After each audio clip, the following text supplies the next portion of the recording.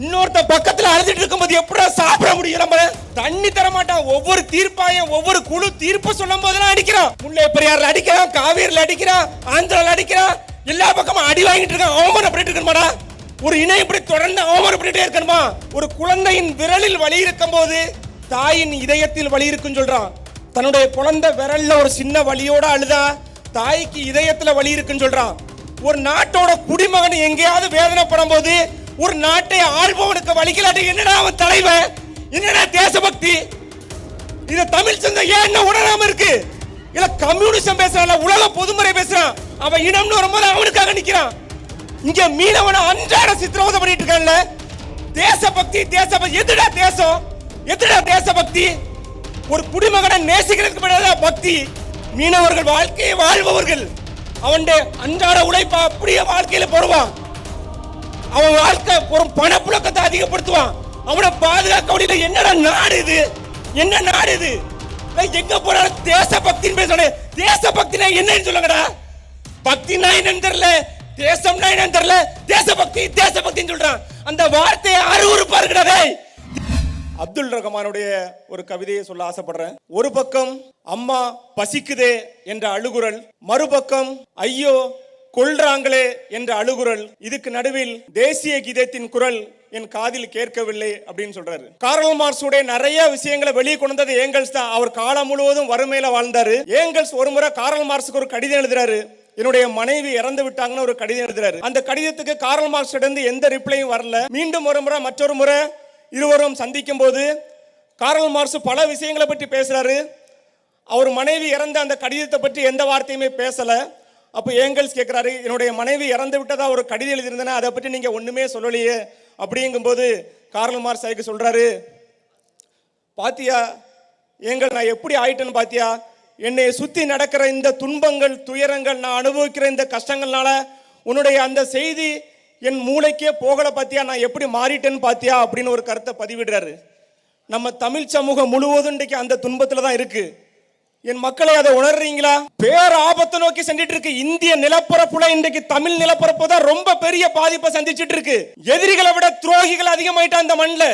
அங்க ஒரு நதி இயற்கையா ஒரு நீரை கொடுக்க கூடாதுன்னு அரசு துணையோட எல்லா மாநிலத்திலும் வன்முறையை தூண்டுற அரசு பாதுகாப்போட வன்முறை பண்றான். கேபிஎன் பஸ்ஸை எரிக்கிறான், மக்களை கொல்றான். இங்க மீனவர்கள் பாதிக்கப்படும் போது மக்கள் போராடுனா 500 பேர் ரோட்டுக்கு வந்தா 5000 போலீஸ் வர்றான். ஏண்டா மத்திய அரசு பிரச்சனைனா ஒன்னால பார்க்க முடியாட்டி மக்கள் கையில விட்டுறா. ஏண்டா விட மாட்டேங்கிற? அவனுக்கு ஒரு சட்டம் உனக்கு ஒரு சட்டமா? அவன் எப்படிடா கூடி அடிக்கிறான்? தண்ணி தர மாட்டான். ஒவ்வொரு தீர்ப்பாயம் ஒவ்வொரு குழு தீர்ப்பு சொல்லும் போதெல்லாம் அடிக்கிறான். அரசு துணையோட வன்முறை பண்றான். கர்நாடகால முல்லை பெரியார்ல கேரளால சுடுதண்ணியை ஊத்தி கொண்டுறான்ல. இல்ல கம்யூனிசம் பேசுறான்ல, உலக பொதுமுறை பேசுறான். அவன் இனம்னு வரும்போது அவனுக்காக நிக்கிறான். இங்க மீனவனை அன்றாட சித்திரவதை பண்ணிட்டு இருக்கான்ல. தேசபக்தி தேசபக்தி எதுடா தேசம்? எதுடா தேசபக்தி? ஒரு குடிமகனை நேசிக்கிறதுக்கு பதிலா பக்தி. ஒரு குழந்தையின் விரலில் வலி இருக்கும் போது தாயின் இதயத்தில் வலி இருக்குன்னு சொல்றான். தன்னுடைய குழந்தை விரல்ல ஒரு சின்ன வலியோட அழுதா தாய்க்கு இதயத்துல வலி இருக்குன்னு சொல்றான். ஒரு நாட்டோட குடிமகன் எங்கேயாவது வேதனைப்படும் போது ஒரு நாட்டை ஆள்பவனுக்கு வலிக்கலாட்டி என்னடா அவன் தலைவன்? என்னடா தேசபக்தி? இத தமிழ் சொந்தம் ஏன் என்ன உணராம இருக்கு? ஏண்டா ஒடிசால போனா தமிழர்களை திருடுங்கிறான். ஜெகநாதர் சாவி இங்க திருட்டு போய் இங்க வச்சிருக்கான்னு சொல்றான். பீகார்ல போனா பீகாரி இங்க துன்புறுத்துறான்னு சொல்றான். அதாவது ஒரு படத்துல வடிவேல் டைலாக் சொல்லுவாரு, மண்டையில இருக்கிற கொண்டையை மறந்துட்டேன்னு சொல்லுவாரு. மண்டையில இருக்க கொண்டையை மறந்துட்டேங்கிற மாதிரி எங்க போனாலும் அந்த தமிழின வெறுப்பை மறைக்க முடியாண்டது, மண்டையில இருக்க கொண்டையை மறைக்க முடியாண்டது. அவன் இவனை ஆரம்பிச்சான் இல்லையா, வடக்கர் நம்பவரும் இல்லை நல்லவரும் இல்லைன்னு ஆரம்பிச்சான். இன்னும் அந்த வன்மை இருக்கு பாருங்க. மண்டையில இருக்க அந்த கொண்டையை மறக்க மாட்டேது. ஆனா இந்த மண்ணிலே வந்து கால் வைக்கிறான். என்னடா அதாவது ஒரு இனம் இப்படி வீழ்ந்து போமாடா? இது ஒரு வெறுமனை மீன் பிடிக்கிற தொழில்முறை பிரச்சனைடா? இது தொழில் பிரச்சனையா? ஒரு இன பகைடா இது. ஒரு இன பகையில அடங்கி இருக்குடா. எப்படி அந்த வழி உணராம போகுது? அடுத்தவனோட வழி உணராதவன் என்னடா மக்கள் இது? இன்னொருத்த பக்கத்துல அழுதுட்டு இருக்கும்போது எப்படா சாப்பிட முடியும்? நம்ம முல்லை பெரியார்ல அடிக்கிறான், காவேரியில அடிக்கிறான், ஆந்திரால அடிக்கிறான். எல்லா பக்கமும் அடி வாங்கிட்டு இருக்கான். அவமானம் பண்ணிட்டு இருக்கணுமாடா? ஒரு இனம் இப்படி தொடர்ந்து அவமானம் பண்ணிட்டே இருக்கணுமா? ஒரு மீனவனை தொடர்ந்து அடிக்கும்போது நமக்கு வலிக்க கூடாதா? இந்த நாட்டுக்கு அதிக அந்நிய சாவடி கொடுக்குறான்டா மீனவன். இந்த நாட்டுக்கு மிகப்பெரிய பொருளாதாரத்தை கொடுக்குறான். மீனவர்கள் வாழ்க்கையை வாழ்பவர்கள். அவன் அன்றாட உழைப்பா அப்படியே வாழ்க்கையில போடுவான். அவன் வாழ்க்கை பணப்புழக்கத்தை அதிகப்படுத்துவான். அவனை பாதுகாக்க முடியல. என்னடா நாடு இது? என்ன நாடு இது?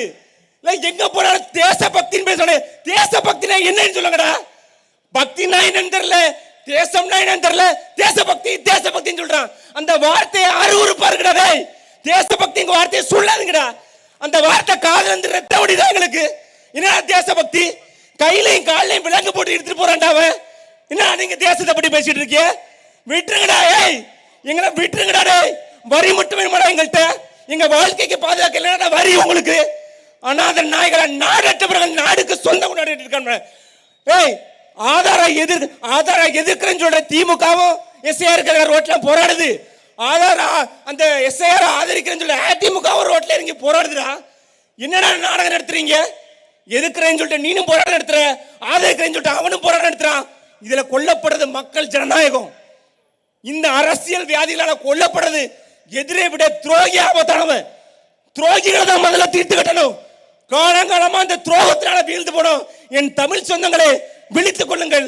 விழிப்போடு இருப்பதுதான் விடுதலையின் முதல் படி. வணக்கம் எல்லாருக்கும்.